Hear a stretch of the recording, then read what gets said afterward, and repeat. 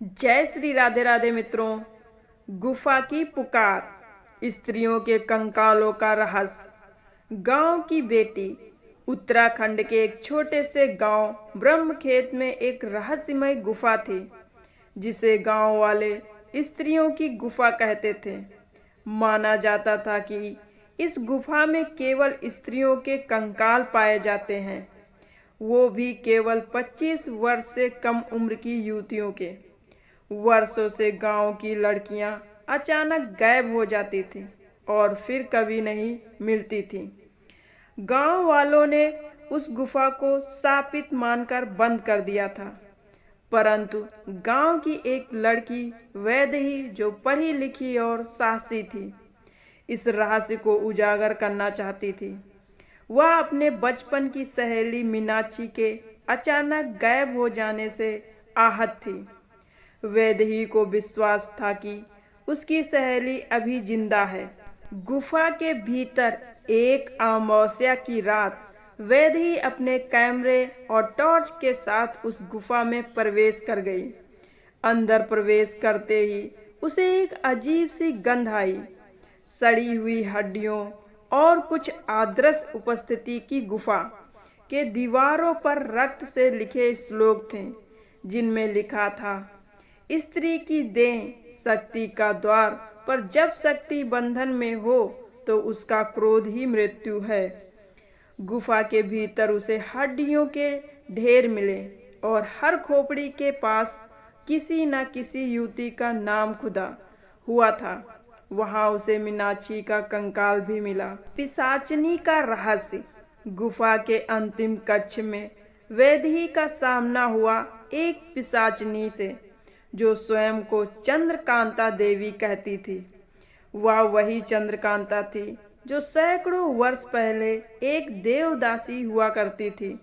राजाओं द्वारा शोषण के बाद उसने तपस्या की और तांत्रिक विद्या प्राप्त कर ली। अब वह हर 12 वर्ष में एक बलि मांगती थी, एक कुंवारी कन्या की बलि, जिससे वह अमृत पा सके। वह मीनाक्षी को मार चुकी थी और अब वैदेही को अपनी अगली बलि बनाना चाहती थी। शक्ति जागरण पर वैदेही ने एक मंत्र की सहायता से दुर्गा सप्तशती का पाठ शुरू कर दिया। उसकी आस्था और साहस से चंद्रकांता की शक्ति क्षीण होने लगी। तभी अचानक गुफा में एक दिव्य प्रकाश हुआ और मां दुर्गा का आभा मंडल प्रकट हुआ। पिशाचनी की आत्मा जल गई और मीनाक्षी की आत्मा भी मुक्त हुई। गुफा में बंद सभी आत्माएं मुक्त हो गईं। नई शुरुआत। गुफा से बाहर आते समय वैदेही की आंखों में आंसू थे, डर के नहीं बल्कि आत्माओं को मुक्ति देने की संतुष्टि के।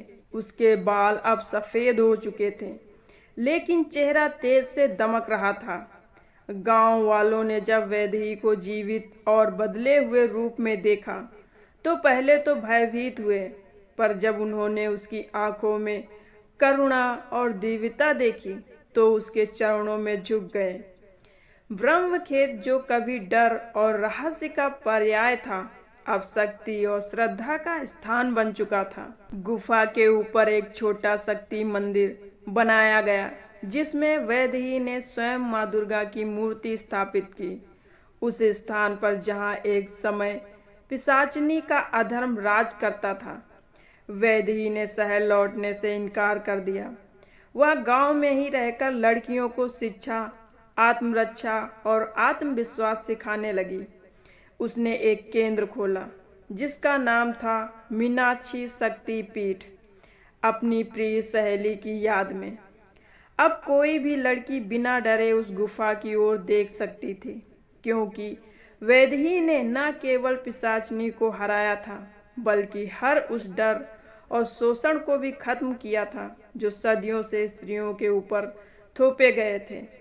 और इस प्रकार एक साहसी बेटी ने एक श्रापित कहानी को शक्ति मुक्त और परिवर्तन की अमर कथा बना दिया।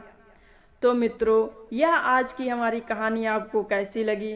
अच्छी लगी हो तो प्लीज़ एक लाइक, शेयर और चैनल को सब्सक्राइब अवश्य करें। और कमेंट बॉक्स में जय श्री राधे राधे अवश्य लिखें। फिर मिलते हैं एक नई कहानी के साथ। तब तक के लिए अपना ख्याल रखिए, खुश रहिए। धन्यवाद मित्रों।